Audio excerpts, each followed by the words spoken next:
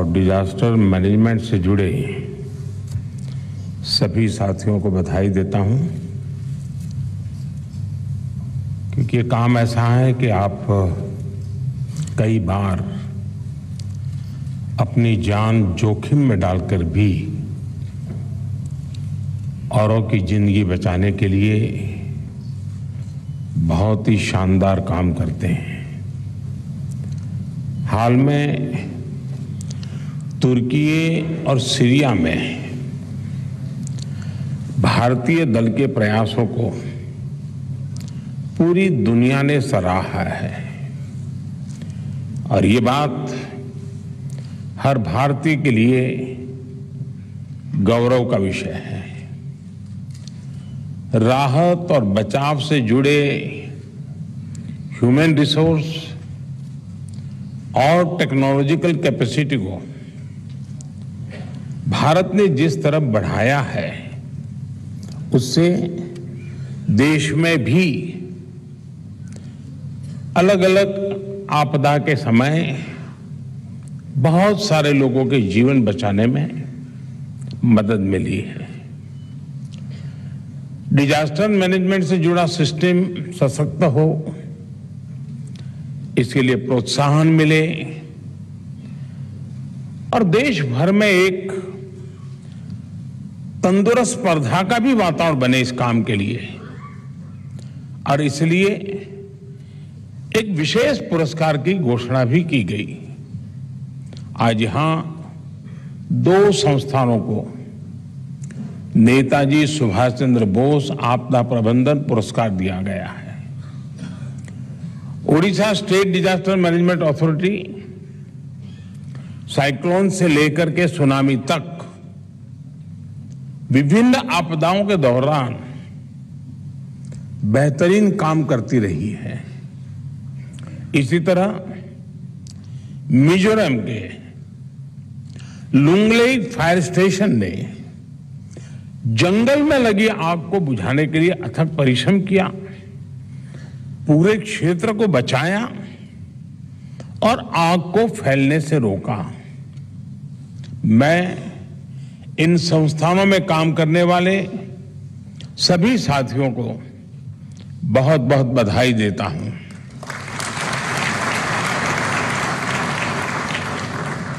साथियों, इस सेशन के लिए आपने थीम रखी है building local resilience in a changing climate. Bharat का इस विषय से परिचित और परिचय एक प्रकार से पुराना है, क्योंकि हमारी पुरानी परंपरा का वो एक अभिन्न अंग भी रहा है। आज भी जब आप अपने कुआं, बावड़ियों, जलाशयों, स्थानीय वास्तुशास्त्र, प्राचीन नगरों को देखते हैं तो ये एलिमेंट साफ साफ दिखाई देता है। भारत में आपदा प्रबंधन से जुड़ी व्यवस्था हमेशा लोकल रही है, समाधान लोकल रहे हैं, रणनीति भी लोकल रही है।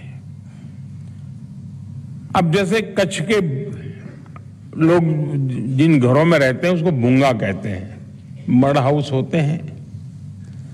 हम जानते हैं कि इस सदी की शुरुआत में आए भीषण भूकंप का केंद्र कच्छ था, लेकिन इन भूंगा घरों पर कोई असर ही नहीं हुआ। शायद बड़ी मुश्किल से कहीं एक आध कोने में तो तकलीफ हुई होगी। निश्चित रूप से इसमें टेक्नोलॉजी से जुड़े हुए बहुत से सबक है। ही स्थानीय स्तर पर हाउसिंग या टाउन प्लानिंग के जो मॉडल रहे हैं, उन्हें क्या हम नई टेक्नोलॉजी के हिसाब से इवॉल्व नहीं कर सकते? चाहे लोकल कंस्ट्रक्शन मटेरियल हो या फिर कंस्ट्रक्शन टेक्नोलॉजी, इसको हमें आज की जरूरत, आज की टेक्नोलॉजी से समृद्ध करना समय की मांग है। जब हम लोकल रेजिलियंस के ऐसे उदाहरणों से फ्यूचर टेक्नोलॉजी को जोड़ेंगे तभी डिजास्टर रेजिलियंस की दिशा में बेहतर कर पाएंगे। साथियों, पहले की जीवन शैली बड़ी सहज थी और अनुभव ने हमें सिखाया था कि बहुत ज्यादा बारिश, बाढ़, सूखे, आपदाओं से कैसे निपटा जाए। इसलिए स्वाभाविक तौर पर सरकारों ने भी हमारे यहां आपदा राहत को कृषि विभाग से ही जोड़ करके रखा था।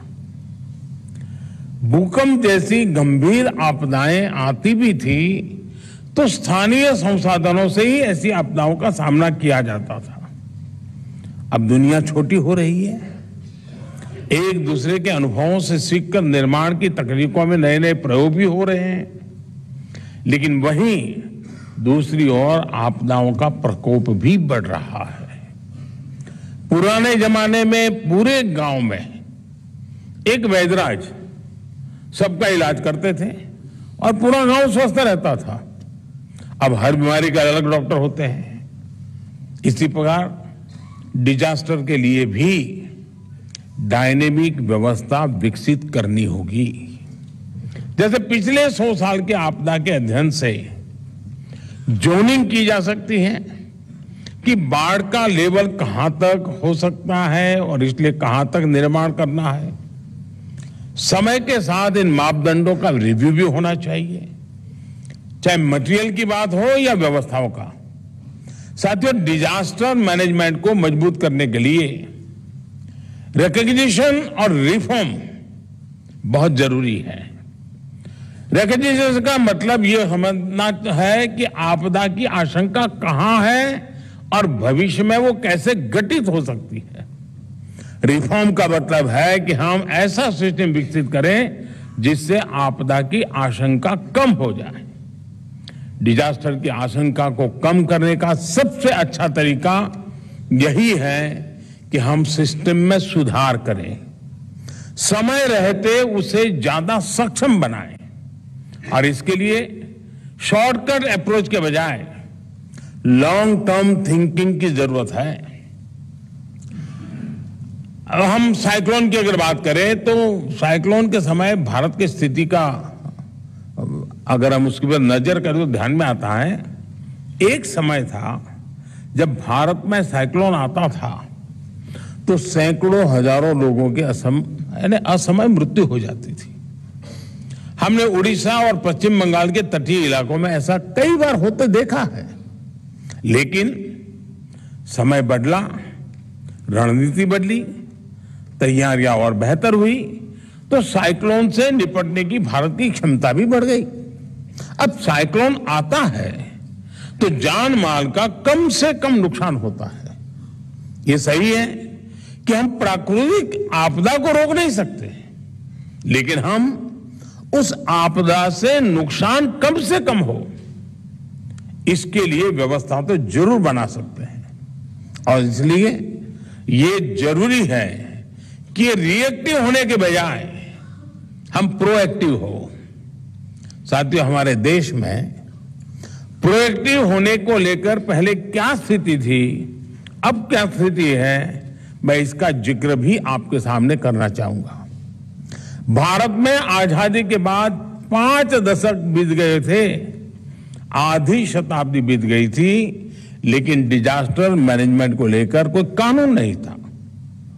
साल 2001 में कच्छ में भूकंप आने के बाद गुजरात पहला ऐसा राज्य था जिसने Gujarat state disaster management act बनाया।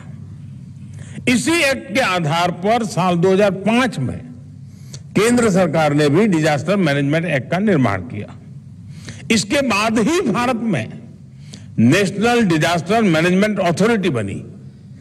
साथियों, हमें हमारे स्थानीय निकायों, अर्बन लोकल बॉडीज में डिजास्टर मैनेजमेंट गवर्नेंस को मजबूत करना ही होगा। जब आपदा आए तभी अर्बन लोकल बॉडीज रिएक्ट करें, इससे बात बनने वाली अब रही नहीं है। हमें प्लानिंग को इंस्टीट्यूशनलाइज करना होगा, हमें लोकल प्लानिंग की समीक्षा करनी होगी, हमें इमारतों के निर्माण के लिए, नए इंफ्रास्ट्रक्चर प्रोजेक्ट्स के लिए आपदा प्रबंधन को ध्यान में रखते हुए नई गाइडलाइंस बनानी होगी। एक तरह से पूरे सिस्टम की ओवरऑलिंग की जरूरत है। इसके लिए हमें 2 स्तर पर काम करने की जरूरत है। पहला, यहां जो डिजास्टर मैनेजमेंट से जुड़े एक्सपर्ट हैं, उन्हें जनभागीदारी, लोकल पार्टिसिपेशन पर सबसे अधिक ध्यान देना चाहिए। भारत लोकल पार्टिसिपेशन से कैसे बड़े लक्ष्य हासिल कर रहा है, ये हम सभी देख रहे हैं। इसलिए जब आपदा प्रबंधन की बात होती है तो वो भी बिना जनभागीदारी के संभव नहीं है। आपको local resilience by local participation के मंत्र पर चलते हुए ही सफलता मिल सकती है। हमें नागरिकों को भूकंप, साइक्लोन, आग और दूसरी आपदाओं से जुड़े खतरों के प्रति जागरूक करना एक निरंतर प्रक्रिया होनी चाहिए। इससे जुड़े सही नियमों, कायदों और कर्तव्य, इन सारे विषयों का बोध निरंतर जगाना जरूरी है। हमें गांव, गली, मोहल्ले के स्तर पर हमारे युवा साथियों के युवा मंडल, सखी मंडल, दूसरे ग्रुप्स को राहत और बचाव की ट्रेनिंग देनी ही पड़ेगी। आपदा मित्रों, एनसीसी, एनएसएस, पूर्व सैनिकों की ताकत, उनको भी अगर हम कोई डेटा बैंक बना करके उनकी शक्ति का कैसे उपयोग कर सकते हैं, इसका कम्युनिकेशन की व्यवस्था बनानी होगी। कम्युनिटी सेंटर्स के फर्स्ट रिस्पांस के लिए जरूरी उपकरणों की व्यवस्था, उनको चलाने की ट्रेनिंग भी बहुत आवश्यक है। और मेरा अनुभव है, कभी कभी ये डेटा बैंक कितना अच्छा काम करती है। मैं जब गुजरात में था तो हमारे यहाँ खेड़ा डिस्ट्रिक्ट में एक नदी है, उसमें कभी 5-7 साल में एक आध बार बाढ़ आती थी। एक बार ऐसा हुआ कि 1 साल में 5 बार बाढ़ आई। लेकिन उस समय ये डिजास्टर को लेकर के काफी कुछ गतिविधियां डेवलप हुई थी, तो हर गांव के मोबाइल फोन अवेलेबल थे। अब उस समय कोई लोकल लैंग्वेज में तो मैसेजिंग की व्यवस्था नहीं थी, लेकिन अंग्रेजी में ही गुजराती में लिख करके मैसेज करते थे गांव के लोगों को कि देखिए ऐसी स्थिति है और इतने घंटे के बाद पानी आने की संभावना है। और मुझे बराबर याद है, 5 बार बाढ़ आने के बावजूद भी इंसान का तो सवाल नहीं, एक भी पशु नहीं मरा था। कोई व्यक्ति नहीं मरा, पशु नहीं। जस्ट समय पर कम्युनिकेशन हुआ। और इसलिए हम इन व्यवस्थाओं का कैसे उपयोग करते हैं। बचाव और राहत कार्य अगर समय रहते शुरू होगा तो जीवन की क्षति को हम कम कर सकते हैं। दूसरा, टेक्नोलॉजी का उपयोग करते हुए हमें हर घर, हर गली को लेकर रियल टाइम रजिस्ट्रेशन, मॉनिटरिंग की व्यवस्था बनानी होगी। कौन घर कितना पुराना है, किस गली, किस ड्रेनेज की क्या स्थिति है, हमारे बिजली, पानी जैसे इंफ्रास्ट्रक्चर का रेजिलियंस कितना है। अब जैसे मैं अभी कुछ दिन पहले मीटिंग कर रहा था और मेरी मीटिंग का विषय यही था कि भाई हीट वेव की चर्चा है, तो कम से कम पिछली बार हमने देखा 2 बार हमारे अस्पतालों में आग लगी और वो बहुत दर्दनाक होता है। कोई पेशेंट असहाय होता है। अब पूरे हॉस्पिटल की व्यवस्था को एक बार बारीकी से देखना, हो सकता है एक बहुत बड़ी दुर्घटना से हमें बचा सकता है। मुझे लगता है कि जितनी ज्यादा वहां की व्यवस्थाओं की सटीक जानकारी हमारे पास होगी, तभी हम प्रोएक्टिव स्टेप ले सकते हैं। साथियों, आजकल हम देखते हैं बीते वर्षों में घने शहरी क्षेत्रों में आग लगने की घटनाएं बहुत बढ़ी हैं। गर्मी बढ़ती है तो कभी किसी अस्पताल में, किसी फैक्ट्री में, किसी होटल में या किसी बहुमंजिला रिहायशी इमारत में विकराल आग देखने को मिल जाती है। इससे निपटने के लिए हमें बहुत सिस्टमेटिकली, चाहे वो ह्यूमन रिसोर्स डेवलपमेंट हो, चाहे टेक्नोलॉजी हो, चाहे संसाधन हो, व्यवस्था हो, हमें coordinated and whole of the government approach के साथ काम करना होगा। जो घनी आबादी वाले क्षेत्र हैं, जहां तक गाड़ी से पहुंचना भी मुश्किल होता है, वहां पर आग बुझाने के लिए पहुंचाना बहुत बड़ी चुनौती हो जाती है। हमें इसका समाधान खोजना होगा। हाई राइज बिल्डिंग्स में लगने वाली आग को बुझाने के लिए हमारे जो फायर फाइटर साथी हैं, उनके स्किल सेट को हमें लगातार बढ़ाना होगा।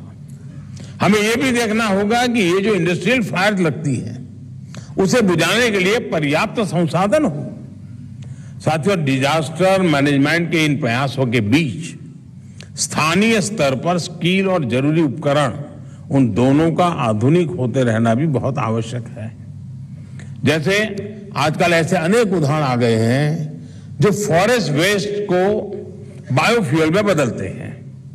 क्या हम अपनी विमेन सेल्फ हेल्प ग्रुप है, उन बहनों को जोड़ करके उनको अगर ऐसे उपकरण दे दिए तो वे अपना इस जंगल का जो भी वेस्ट पड़ा है इकट्ठा करके उसको प्रोसेस करके उसमें से चीजें बना करके दे दें, ताकि जंगल में आग लगने की संभावना कम हो जाए और इसके उनकी आमदनी भी बढ़ेगी और जंगलों में आग लगने की घटनाएं भी कम होगी। इंडस्ट्री और अस्पताल जैसे संस्थान जहां आग, गैस लीक जैसे खतरे अधिक होते हैं, ये सरकार के साथ पार्टनरशिप करके स्पेशलिस्ट लोगों की फोर्स तैयार कर सकते हैं।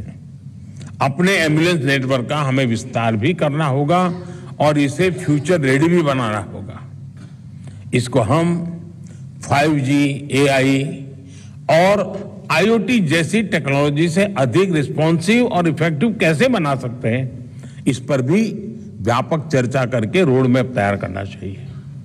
ड्रोन टेक्नोलॉजी का राहत और बचाव में अधिक से अधिक उपयोग हम कैसे कर सकते हैं? क्या हम ऐसे गैजेट्स पर फोकस कर सकते हैं जो हमें आपदा को लेकर अलर्ट कर सके? ऐसे पर्सनल गैजेट्स जो मलबे के नीचे दबने की स्थिति में लोकेशन की जानकारी दे सके, व्यक्ति की स्थिति की जानकारी दे सके। हमें इस तरह की इनोवेशन पर जरूर फोकस करना चाहिए। दुनिया के कई देशों में ऐसी सामाजिक संस्थाएं हैं तो टेक्नोलॉजी की मदद से नई नई व्यवस्थाएं तैयार कर रही हैं।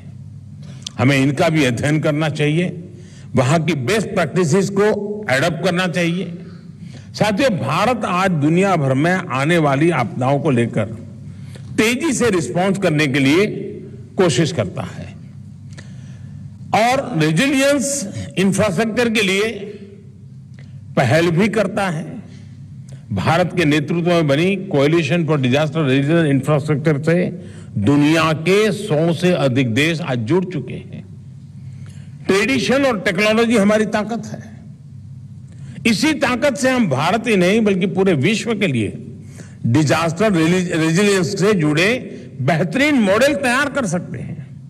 मुझे विश्वास है कि ये चर्चा सुझावों और समाधानों से भरपूर होगी, अनेक नई बातों के लिए हमारे लिए रास्ते खुलेंगे। मुझे पक्का विश्वास है कि 2 दिवसीय समिट में एक्शनेबल पॉइंट्स निकलेंगे।